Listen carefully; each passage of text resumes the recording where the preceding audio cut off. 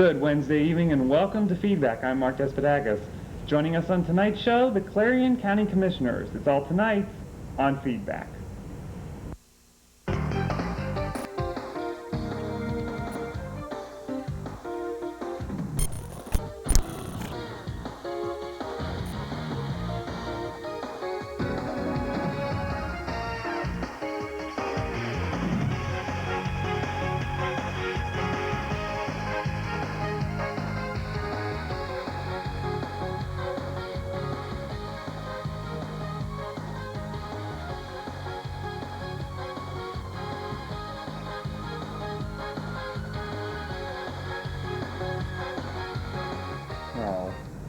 So we're just talking about something else, don't mind it. Welcome to Feedback. I'm Mark Despotakis.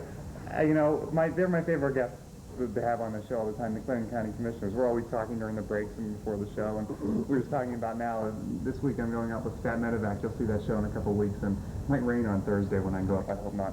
Well, anyway, we'll be talking more with them about some more serious stuff than flying a helicopter around Clarion coming up later in the show here. But first, as is per the norm here in the beginning of the show, I'd like to give you a little bit of news, talk about what's going on in the world. And, e-commerce is everywhere. Everything is everywhere. Technology is all we deal with. We've talked about that a lot this year on the show. Well, now the craze to digitize has moved on to our homes with a company from Denver's assistance. CNN's Gina London has a look at the latest smart house. Take a look. We've all done it, wondered if we left a burner on after we've left the house. Now you can fix the problem from anywhere. Let's just say that I was cooking this morning and left this stove on. If I came to this page, I'd see that yes, it is on right here. So I can scroll down and actually deactivate it. It's one part of a smart house designed by Denver's World Wireless Communications. Every appliance can be outfitted with a tiny X node, which acts as a web server, allowing your house to talk to you through your desktop, your laptop, or even your handheld. The X nodes cost between $15 and $250 each. In addition to fixing problems, you could possibly prevent them as well. Using your computer to track energy use could help you conserve. Say you're in California today and you're talking brownouts, you can go and use our technology and know exactly how much energy you're consuming. You can set up alarms for yourself to say that, hey guys, let's turn the lights off. A number of other corporations are also developing smart appliances like GE, Sunbeam, and Whirlpool.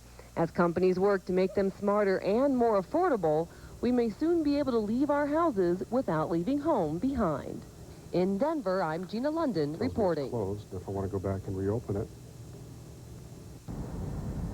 You'd be kidding me. This just seems crazy that now I can leave the house and check to see if everything was turned off. I guess in theory it's a nice idea, but I have enough trouble sending an email to somebody else, and I'm of this tech generation. I mean, the people here can attest to that, or people down here. I have no idea how to do all this stuff with the computers. I'm lucky I can get to send the email and print the pages out. I don't know if I'm ready for this. I don't know if the world is totally ready for this. It's frightening what all is out there and what all is available for us. I've talked about this a few times, I know. Just be wary. Everything that you do now is going to be run by some type of technology.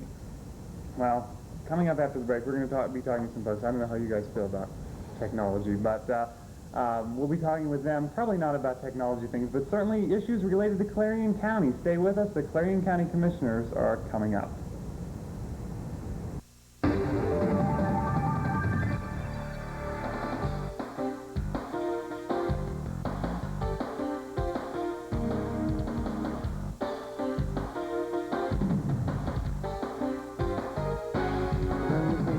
Through a grant from Clarion Hospital. Clarion Hospital is located off of Exit 9 of Interstate 80. Clarion Hospital offers outpatient services, transitional care, as well as an emergency room open around the clock every day of the year. More than 400 employees and 80 physicians work to serve the community. Call the Clarion Hospital at 226-9500. Clarion Hospital, providing health care to Clarion County and surrounding communities since 1954.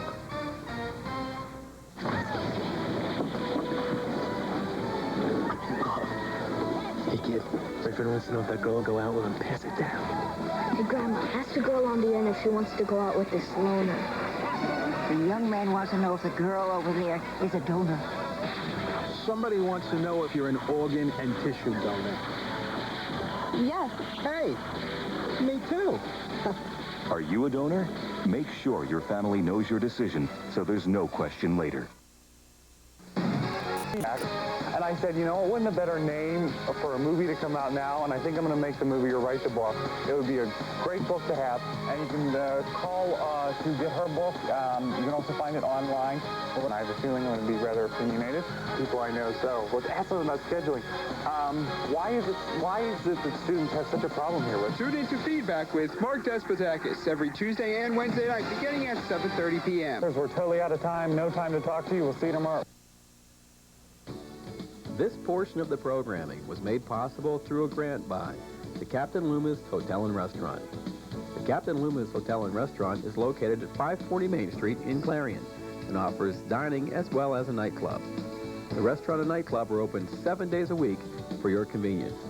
Call Captain Loomis Hotel and Restaurant 226-8400.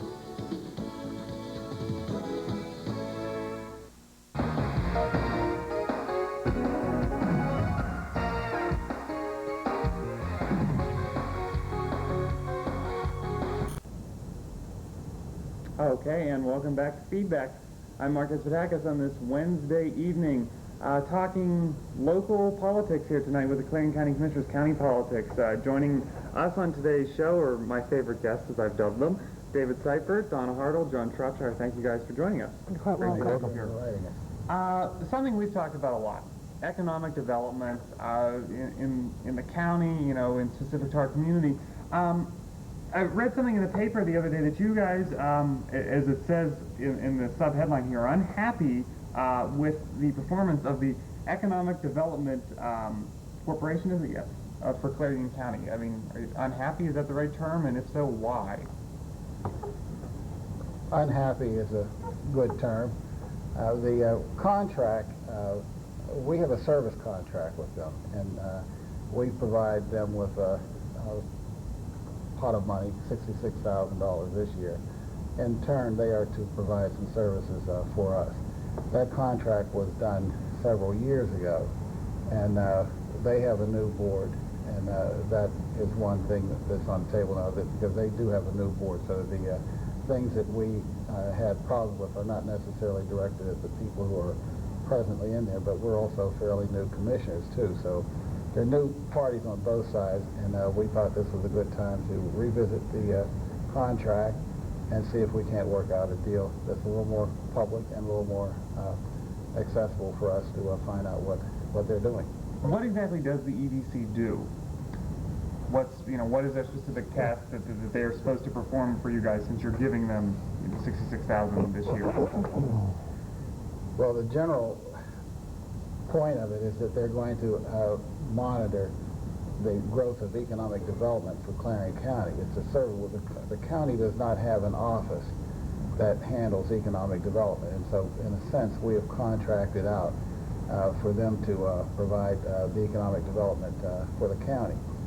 And economic development can mean a lot of different things, depending on who wants to define it, but essentially it's building businesses, monitoring the unemployment factors, but enticing people to come in here, particularly people who will pay salaries that are family-sustaining salaries to grow the population and grow the economy of the county. So what action is being taken at this point with the EDC? I mean, you're going in and saying there needs to be some changes, or? We had a meeting last week with the Board of Commissioners as well as the Economic Development Corporation. Both attorneys, both our county solicitor and their solicitor was present. And what we did was we hammered out sort of an agreement, understanding, I guess is what we want to call it, to say exactly what we expect from that board and pretty much what they expect from us to work as a joint effort in economic development.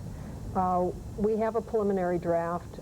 We are fine-tuning it. Both sides are fine-tuning it, and hopefully within the next couple weeks we'll be able to have a document before us that spells out exactly where we as Clarion County Commissioners want to see economic development, and economic development coincide with the commissioners in a joint effort. Okay. Let's move on from that. I was at the commissioners meeting a week or two ago, and one of the things that you guys approved was the advertisement of an ordinance for some safety measures at the courthouse and I guess other county buildings. And even before this came out, you know, there was a no-gun policy in the courthouse. I had heard some people complaining about it even back when that came out. How do you respond to these people who are saying that you're stepping over the bounds here? I guess all you have to do is follow the news media.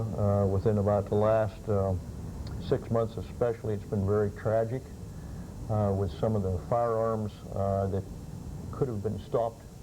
For instance, going into school, how did they ever get into the school if there was a system to prevent it? You read about judges being attacked in the chambers. The courts are really vulnerable to that type of upset if you don't take put the measures in effect to control the people. Our policy is not necessarily to take everybody's firearm, that's far from it.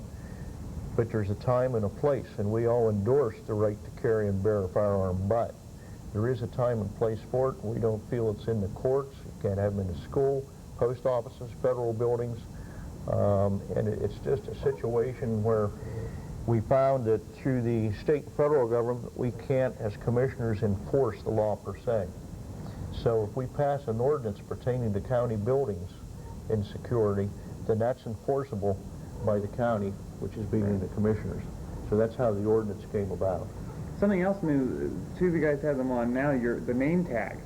Why is this necessary in the courthouse, or is it on all county buildings as well? It's in all county buildings. What we wanted to do is to give those people coming into the courthouse and to any of the other facilities the information that here's the person you're dealing with. That person has a name, that person has a department, and that individual can definitely tell if they are an employee of Clarion County. Sometimes in the past it says, well, I talked to this person in this department. Well, who was that person? Well, they didn't know. Now we find that this is so much a part of our everyday lives, as well as all of our employees, that people will come to us in the courthouse and say, you work here, could you tell me where I go for this type of service? So if anything, it gives us an identification that we are employees for the constituents, and they have that ability to know who they're dealing with and what department, and if they do need assistance, they know exactly that they can get that assistance. Okay. Back to the security ordinance for the courthouse as well. Metal detectors is a possibility under this, correct? We do have a walk-through arch metal detector that will be at the front of the courthouse, and we're very fortunate that U.S. Air donated us an X-ray machine for which would be your briefcases, purses, things of that nature. So we have both those systems there now. They're not presently in place, but they probably will be by the end of this year or before. So everyone, including county employees, is going to have to go through this? Going through the front door. Through it. Everyone That's through the right. front door. Is this going to require any extra staffing? Pros and cons. The sheriffs, if we go with the sheriff's department on this, they already have budgeted for deputies for part-time. So in that sense of the word, we're looking at perhaps using one of the part-time or two of the part-time deputies to staff that, but we're down the road a little bit on that one yet. Right. All right, well, we're going to take a break here. When we come back, we're going to talk, I guess a little bit of, kind of fits in the role of public safety, a new jail warden for Clarion County. We're going to talk about that coming up. Stay with us. Feedback continues after this.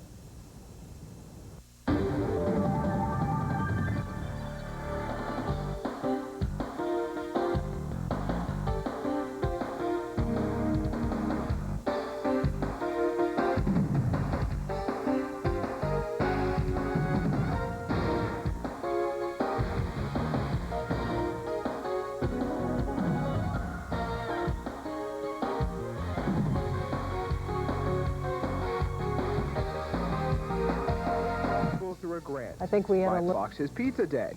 Fox's Pizza Den is located on Old Route 66 in Clarion and offers all-day delivery. Phone 226-5555. That's 226-5555. Fox's Pizza Den is open 7 days a week for your convenience. Phone 226-5555.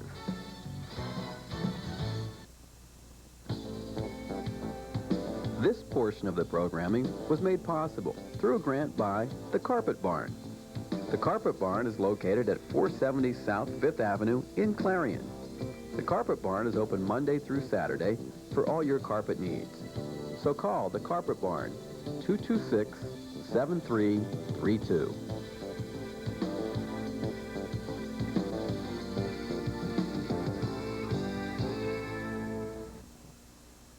Wardrobe for some TV5 news anchors, provided by Fashion Bug, located in the Clarion Mall. Whether you're looking for junior trendy, girls, or fashion for women, they have it all, with many different styles. Fashion Bug also offers a wide selection of accessories. Fashion Bug is located in the Clarion Mall, just off of Exit 9 of Interstate 80. Open Monday through Saturday, 10 a.m. till 9 p.m., and Sunday from noon till 5. On the big highway of life, only one safe place for kids. The front seat's not the place to drop out. Don't want that big old bag to pop out. Put that booties in the back seat. Have that kiss you never be out. Here to remind you to put them behind you. Oh, look at here. To stay alive even when I drive.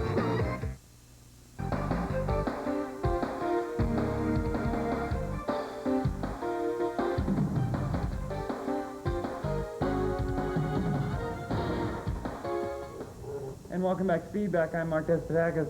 Joining us on tonight's show, my favorite feedback guests. I mean, if there's feedback guests out there watching, I like you guys too, but these are my favorites to have on always. So we want them to keep coming back. The Clarion County Commissioners, David Seifert, Donna Hartle, John Shropshire. Thank you guys for joining us. Mentioned it briefly before the break, kind of the big news everyone was asking questions about, and we all attended the last County Commissioners meeting for the reason. A new jail warden here in Clarion County. John Riley, what do you guys think of him so far? He's been in for a week now officially. I mean, I don't know if he's made any landmark changes, but you happy with your decision, I presume? We're very happy with our decision. We looked long and hard and found a candidate that we thought was best for the position. He certainly hasn't disappointed us. We've had probably 3 times, I think, since he's been in to talk to him, and he's putting a different spin on things over to prison. And I think it's a real good move we made and looks very positive. Turning things I think one of the really remarkable things is that this is, of course, this is a professional corrections officer. Has his college degree and a lot of experience in this area. And actually he's worked at some much larger places than what we have. So that coming here as a warden, he brings a lot of professional experience that we should be the benefactors from for a long time. His credentials, we couldn't have asked for anybody that met and over-exceeded in the credential line. I think he's going to be a very, very good asset for Clarion County. And talking with him after the meeting when he was officially hired, one thing that he said to me, because, you know, I've been in a situation like this before. Was that something you were looking for? Someone who's been in, who's coming into a jail that doesn't always have the best rap. I mean, the county jail for a while didn't have the best rap. You know, did you look for that? No, I would say that certainly wasn't one of the criteria, but sure is an asset. He knows where to go to get it straightened out, and that's good. Yeah, I would agree with David. It wasn't something that we were seeking, because when you do a search, you don't know who's going to apply. Certainly our plight was well known. I think most of the deputy wardens and wardens in this region who can read the newspapers were well aware that we were experiencing some difficulties here. But sometimes a lot of people who are good candidates don't want to jump into something when they know that there are some problems. But we had a statewide search, and we had a number of people who applied, and I think we got the winner in that group, an exceptional candidate. So what are you looking for out of him? Your goals and expectations? You know, maybe what do you expect to see the jail to look like in, let's say, 5 years with him in there? I expect to see a lot more military form of command over there, with perhaps the lieutenants and a chain of command that they're going to follow. There should be more programs for the inmates become available with his expertise. Certainly already he's mentioned several instances where we could get DOC training for our officers at absolutely no charge. It's been out there all the time and nobody's taken advantage of it. So those are a couple of things on my end that I have. I think the professionalism to the point where he knows the rules, the regulations, standard operating procedures. He knows that frontwards and backwards. And I think if anything, he'll bring more of a professional look to the office. And professional being not, you know, a picture of what it should look like, but he has the capabilities and the knowledge to put everything together. I think one of the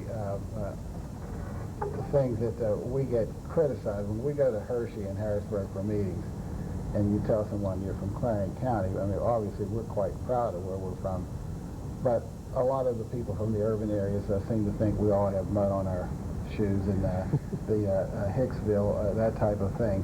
I think that one of the things that bringing a guy like John Rowley here is that he has a tremendous professional, as Donna just mentioned, the professionalism. That is what I think that you're going to see, notice a difference over a period of time. And I'm not being critical of other people in that sense, but this is the first time we've had someone who was really trained to be a corrections officer, and the first time in our history that we've had someone to do that. So that the changes, I think, over a period of time will be obvious as you start seeing how these little nuances change, how the people dress, how they address each other, how they do different things, how they do work orders, how they do their daily chores will change, and will be a much more professional run business. And if certainly those important things, if those things work well, then the whole system down the line will certainly get better. Yes. Another system that may not be going so well across the country after election 2000 is voting reform. I was talking with you guys during the break here that I got a fax from the County Commissioners Association of Pennsylvania talking about possibly some election reform for the state. Can you guys speak to that at all? I mean, first of all, is it necessary? I think it is. Something needs to be done here. I think we're all in agreement that something has to be done. It doesn't matter if you're talking about rural counties, urban counties. If you want to, what happened in Florida, we just got more publicity because of the nature and timing situation. But those kinds of incidents happen all the time. They happened here. They happen many, many places. It's just that when you're talking about getting the most elaborate and the best equipment, the technology you were talking about earlier is there to do these things almost perfect, but they're not cheap. And that is the biggest problem, and that keeps people from purchasing things. They're expensive. And the committee that the governor has put together is designed to find a way that we can make a uniform voting system throughout the state. But that part of it will be easy because the equipment and technology is there to do it. Right. How you're going to fund it is going to be the more challenging part of their discussions. So are you all worried that this is going to be out of county funds here, and this could be some elaborate system? I mean, is that something that you're going to voice in Harrisburg? Well, the county is going to have to come up to the plate and chip in some money. But I also feel that since the state is taking a very sincere look at this, that there should be state funding coming. So in essence, each county then isn't stuck with the burden of assuming a huge liability on something like this. So I feel that it's not going to happen overnight, but definitely Clarion County is going to have to step up to the bat, and we're just going to have to pitch in and get on with better technology that will improve everybody's systems. Well, we are out of time. It always goes so short, so fast, and the show seems so short when you guys are here. Thank you guys for joining us. We'll see you at the next commissioners meeting. All righty. Okay. We will be back on feedback right after this.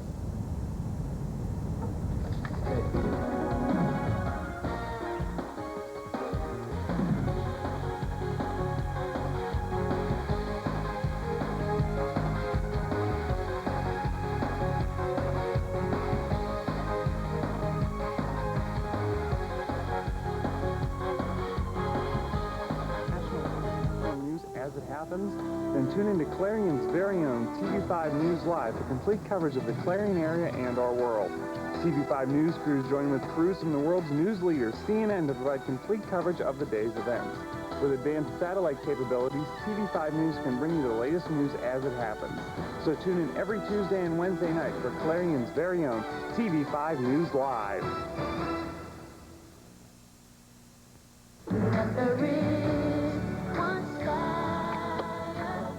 Hi everybody, I'm Brandy. How would you like to give hope to millions of the world's children? UNICEF, the United Nations Children's Fund, is saving lives in over 140 countries by providing kids with medicine, clean water, nutrition, and education. With your help, UNICEF can make a huge difference in our world. For more information, call 1-800-FOR-KIDS. Thank you.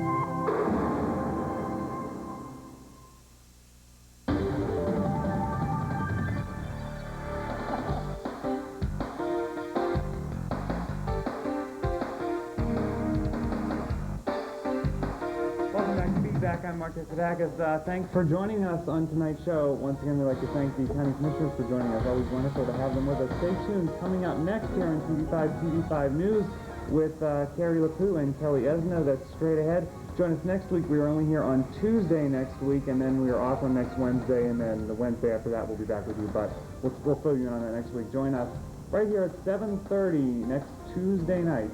Thanks for joining us. Have a good week.